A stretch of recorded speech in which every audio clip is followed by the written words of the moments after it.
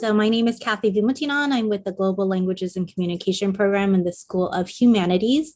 And I just wanted to focus on some ways we can encourage meaningful interactions, even asynchronously. So during remote instruction, I do have both a synchronous and asynchronous component to my class. And even before remote instruction, I used many of these elements in my course tied into what we did in the classroom.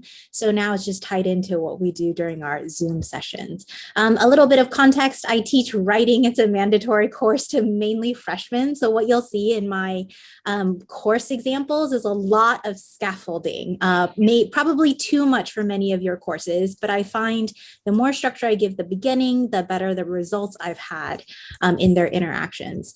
Generally teach about 54 students a quarter. It's a small class because we read a lot of papers and do a lot of drafting together. During remote instruction, I'm working with lots of different time zones. So my students are often going to class at midnight or 4 a.m. or 3 a.m. Adding more asynchronous options for them to engage with the course material has been very beneficial.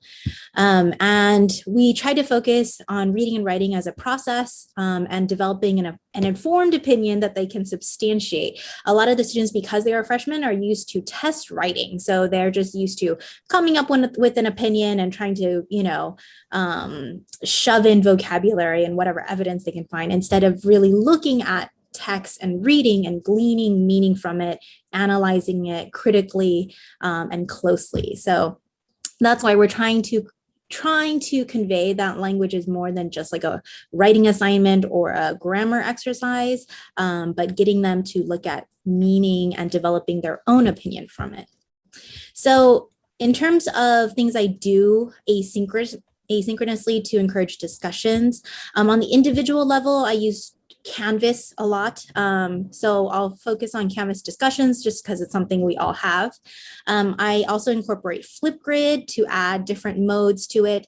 I also use Perusal, but that's become more widely known, so I won't be talking about that.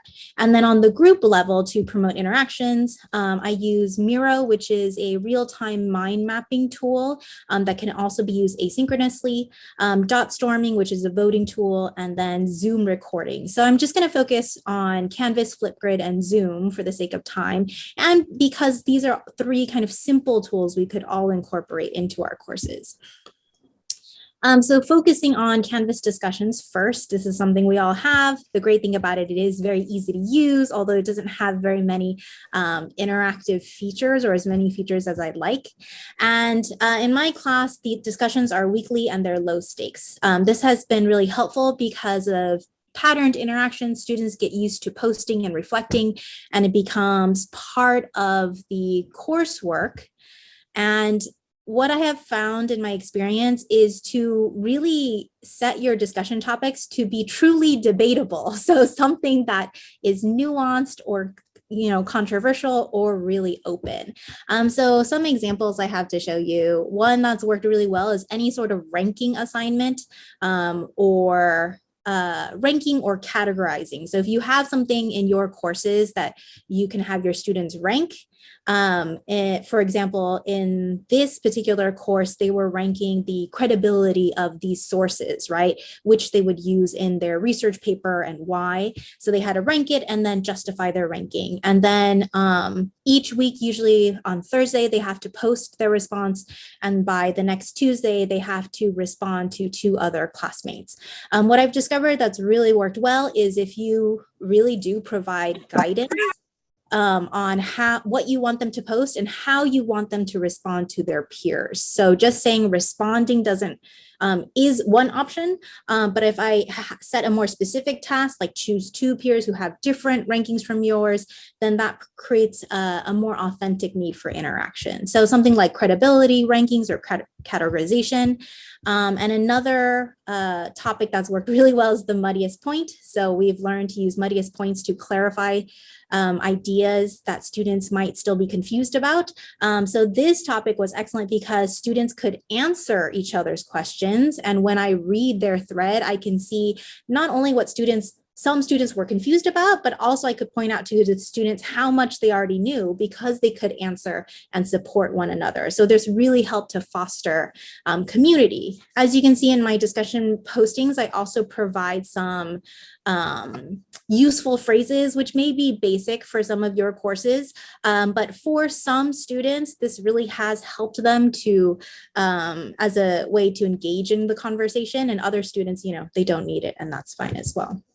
Now, part of my success in using Canvas discussions to really have meaningful interactions with students is to have very clear expectations. So I use a rubric when I'm grading, and to have an interaction guide. So at the beginning of the quarter, as part of their weekly assignment, I do provide Play Pause It videos. So Play Pause It is similar to Yuja.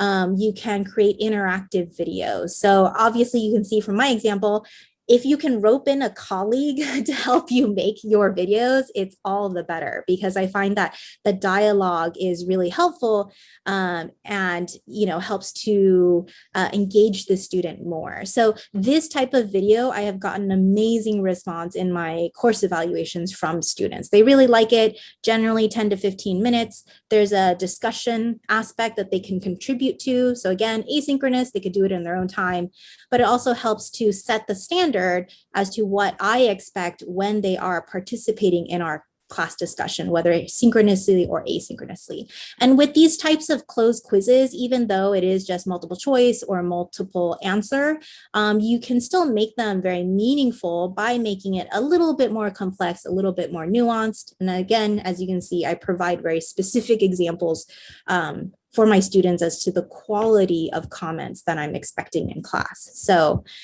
before I assign group discussions, I assign these types of little mini lectures to really set the standard and expectation.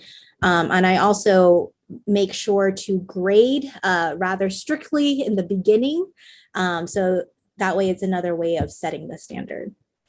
So the thing with Canvas discussions is it is nice, but it is a lot of writing. And even though I'm teaching a writing course, I'm actually trying to provide other modes for students to respond to. And in Canvas discussions, you can record audio and video, but it's a little bit clunky. So what I have now used very well is Flipgrid. So Flipgrid is something we can embed in our Canvas, but it's not integrated into our gradebook, unfortunately. But it looks like this. So Flipgrid is very similar. I can create a prompt. You can add instructional videos, jiffies, pictures, and then when students post, it actually comes up as this lovely wall of videos. And just the visual aspect of it, I think really enhances the sense that like we're a community, right? We can all contribute. Students need no instruction or guidance to use Flipgrid. They can record on their phone, they can record on their iPad or laptop. And you can set the recording timing to anywhere from 30 seconds to 5 or 6 minutes. So it's meant to be very quick, very casual. It's worked really, really well for in the beginning, self-introductions, right? It works really well for mini talk-throughs, so developing your research questions, brainstorming ideas. And this quarter, I'm actually going to try to use it for some asynchronous discussion where I put them into groups and they have to post their response and ideas and then post responses and ideas to each other. So on the educator side, this is what the dashboard looks like. You can see everybody's comments and postings. You can limit to whether they have to post by video or by text. Another fun feature is as you're watching it, you can click on students' videos and make a mixtape. So a mixtape is essentially just a mashup of some of the responses that you want to highlight. One of the tips I picked up, I think in one of the DLI sessions is in a course, highlighting just at least 1 or 2 student responses each week gives the impression to all of your students that you are checking and watching and looking and learning. So even if you can't go through everybody's response in detail, just highlighting at least a couple gives them that impression. So it's nice to showcase and to connect. So Flipgrid is something I've used very well. Again, nice, short, casual interactions with one another. They get to see each other's faces, and it does create more presence, particularly now during remote instruction. And then lastly, what I want to hit on is the idea of using Zoom recordings.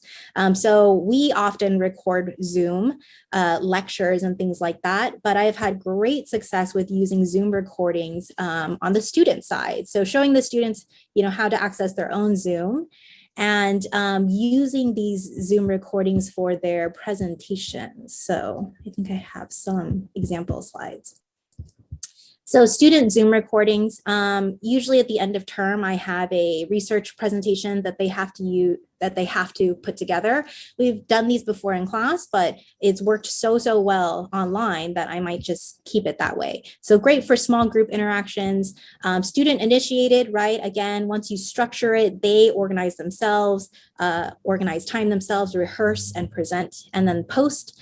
It's been great for formal research presentations. And this quarter, I'm actually going to use it for discussion recordings as well. So before their presentations, putting them into different groups and having them record their discussion sections. So this way it's asynchronous in terms of we're not meeting as a whole class, but it's synchronous within their small groups. And again, I've received really good feedback from students about having these types of group assignments because they get to interact with one another, and that's what they're really missing in the remote instruction setting. The key here is really providing lots of structure, templates, and examples. So it seems a bit tedious, but if at all possible, if you can provide your students not just guidelines, but Google slide links. So with these remote instruction presentations, I provide my students very basic slides to start off with. So I just duplicate these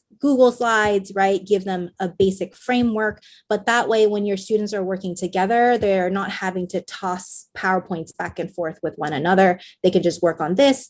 Plus, when you are grading, you don't have to try to figure out where the slides are. Instead, the students can just focus on doing their recordings. Providing a Google folder for your students to host their files in case they don't have enough space on their own computer has been nice, although students also have no problem with sharing their cloud recording either. And then just having them also going through with them the option to use all participants visible or active speaker mode has been really helpful. And just emphasizing to students that, they need to be visible really helps to create their presence. And then they simply just post it on the discussion board. We all view it and then we can all comment on it. And then I've also provided Google Forms for them to evaluate one another and their peers in watching it. But Zoom recordings has been a great way to encourage peer interaction synchronously while not having to put that synchronous pressure on everybody, but still allowing them that time to really work with their peers. So yeah, for me, those are some of the kind of more simple tools that I've integrated that have worked well, I think. So my takeaway for any asynchronous activity is really to create an authentic need. So try to make your task authentic. So that way it is truly meaningful to the students and they do need to collaborate and read what students are posting. If possible, making it frequent and low stakes so that they get used to contributing to your course. But that being said, having a very high standard of expectation and showing them what that standard is from the beginning, really paying attention in the beginning and grading strictly. And then as the course progresses, I feel I have felt that I can loosen up a little bit more and still get good quality from them. And then showcasing their contributions whenever possible, and then connecting it to my synchronous course has really showed students that what they do asynchronously also matters. And I'm relying on their meaningful contributions in order to move the class forward. So that's all from me. I hope you found something useful that you can incorporate into your class.